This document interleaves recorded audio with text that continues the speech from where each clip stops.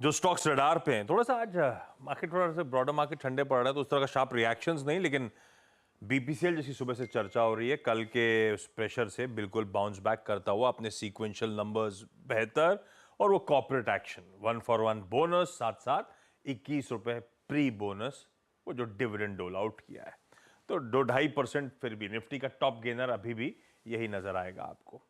Radar पे रखिए साथ साथ एमजीएल, मेरे ख्याल से वायदा का टॉप लूजर बना हुआ है इस समय, और पहले से ही पेन में था क्योंकि इसके पीयर्स कोई गुजरात गैस और उसके बाद इंद्रप्रस्थ गैस ने डिसअपॉइंट करा था। हालांकि लोअर लेवल से स्टॉक रिकवर हो रहा है। वायदा में 4-4.5% का दबाव था, मुझे पता नहीं वायदा का क्या हाल है। कैश में अब 2% की कमजोरी, पर निराशाजनक वो सीक्वेंशियल नंबर्स, वॉल्यूम्स इनलाइन थे, उसके बावजूद ऑपरेशनली परफॉर्मेंस खासा दबाव में आ रहा है, तो दिक्कत है प्राइसिंग को लेकर। मणप्पुरम वो मैनेजमेंट की कमेंट्री के बाद बाउंस बैक करता हुआ, मुथूट तो कल इंट्राडे में बाउंस बैक कर गया था, पर मणप्पुरम की तरफ से कमेंट्री नहीं आई थी। शाम तक वो अपडेट सामने आए कि बहुत ज्यादा आरबीआई के वो 20,000 करोड़ रुपए से बियॉन्ड के लोन्स कैश में ना देने के लिए, वो उसकी क्लैरिफिकेशन ये था कि मैनेजमेंट का मानना है बहुत ज्यादा बिजनेस पे डेंट होगा नहीं, हम बहुत ज्यादा ऑनलाइन चैनल के थ्रू करते हैं और उसमें वैसे भी कैश की रिक्वायरमेंट होती नहीं है। स्टॉक खैर 5 रुपए उछाल के साथ इस समय खड़ा हुआ। मैक्स फाइनेंशियल्स थोड़ा सा ठंडा पड़ रहा है, जब मैंने बनाया था और जब तक आता था उसी बीच ठंडा पड़ रहा था, लेकिन फिर भी 2-2.5% मजबूती के साथ खड़ा हुआ है।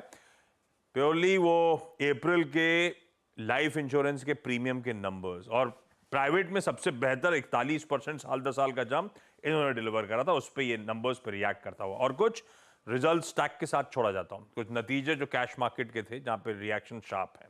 अबाउट 4% उछाल के साथ ट्रेड कर रहा है, अच्छे साल दर साल नंबर्स पे।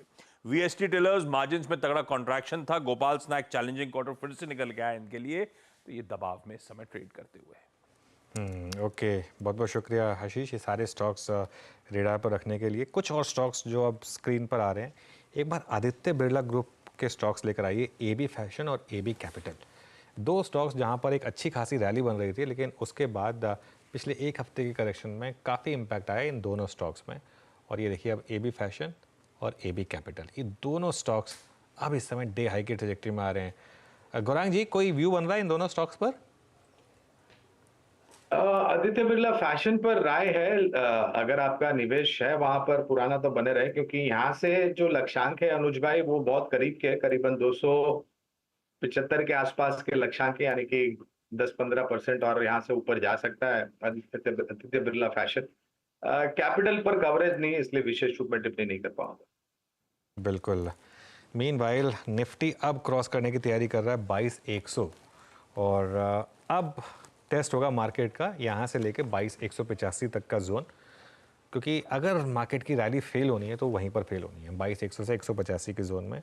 लेकिन देखते हैं ये स्क्रीन पर किस तरीके का व्यू बनता है। लेकिन कुछ और स्टॉक